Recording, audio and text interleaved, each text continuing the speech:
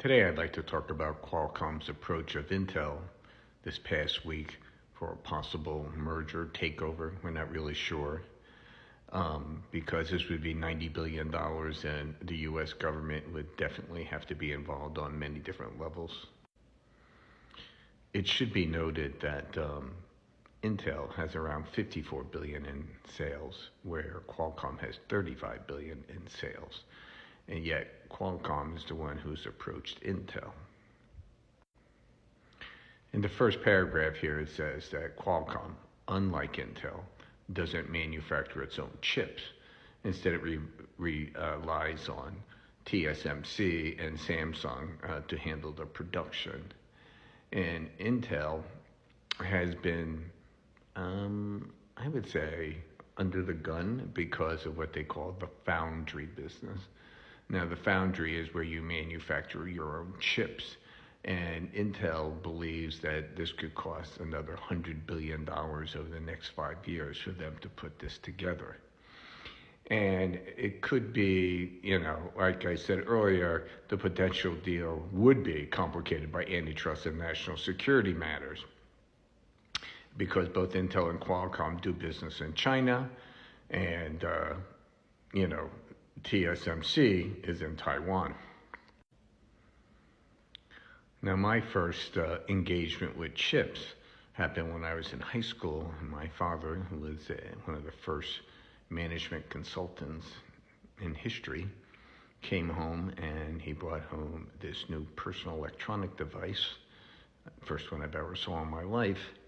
And it was a sleek, beautiful, had these orange LEDs, and right across the top it said Bomar. And I said, "Dad, what's this?" And he goes, "It's a calculator."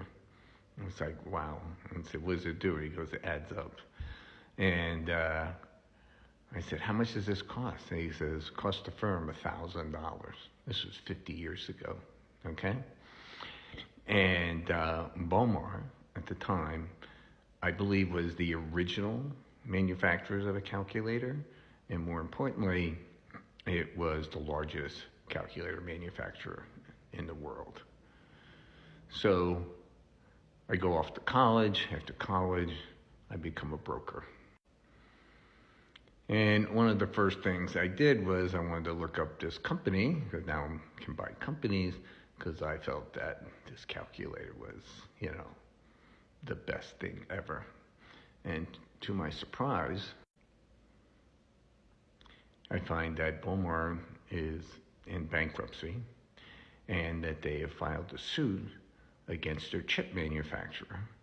And their chip manufacturer, as you can see here, was called Texas Instrument, okay?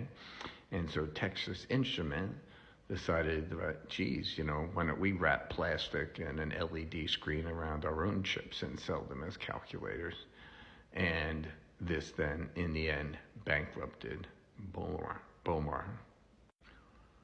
When I went onto the web to find a picture of this fantastic calculator that I remember in my mind, what comes up was the Vintage Calculators Web Museum is where the Bomars are. So 40 years goes by, now it's 2023, and Intel's coming out with their earnings, and for the first time, they're going to break out their foundry, quote-unquote, revenues, losses. And for the quarter, I forget what it was $6 or $8 billion. It was a lot. And the discussion at the time was, what is Intel going to do? Should they spin off the foundry business? Do they need outside partners? Because the amount of money to build and maintain and have a, highest technological advantages in the foundry was very, very expensive. So one of my colleagues, we talk about this stuff all the time. We were going back and forth on this. And, he says, well, maybe just in the end. I said, look, they could go bankrupt. They need so much money. And he says, well, maybe the best thing for them is just to spin off the foundry.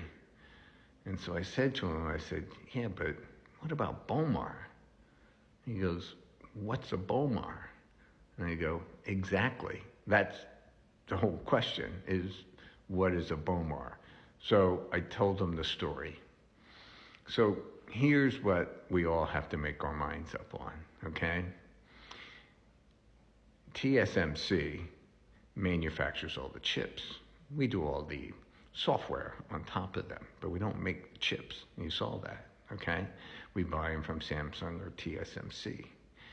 And so my issue with this, and I'm a big supporter of the CHIPS Act, is because Taiwan is 60 miles off the coast of China. You know, think Cuba is 90 miles off our coast, okay? 60 miles off the coast and 6,000 miles away from us, all right? So my opinion is that everyone now has figured out that you don't want to be Bomar. You want to be Texas Instruments. And so whether the government approves Qualcomm taking over Intel or not, I really don't think it's going to matter much. In fact, it's just opinion. I have nothing to base this on other than how extreme our need is on chips. I believe the government may actually be for this, okay? But if they're not, all right, the question I'm asking you is, how long before someone else takes Intel, right? Because they're the only foundry here. Yes, we have 15 or 16 plants being built now. TSMC's been building their plant in Arizona and, you know, delaying it and everything because they don't want anything out of Taiwan. But it's too late, okay? So here's the question, right? Is Intel saving America from being Bomar? What do you think? Like and follow, and certainly let me know what you think in the comments.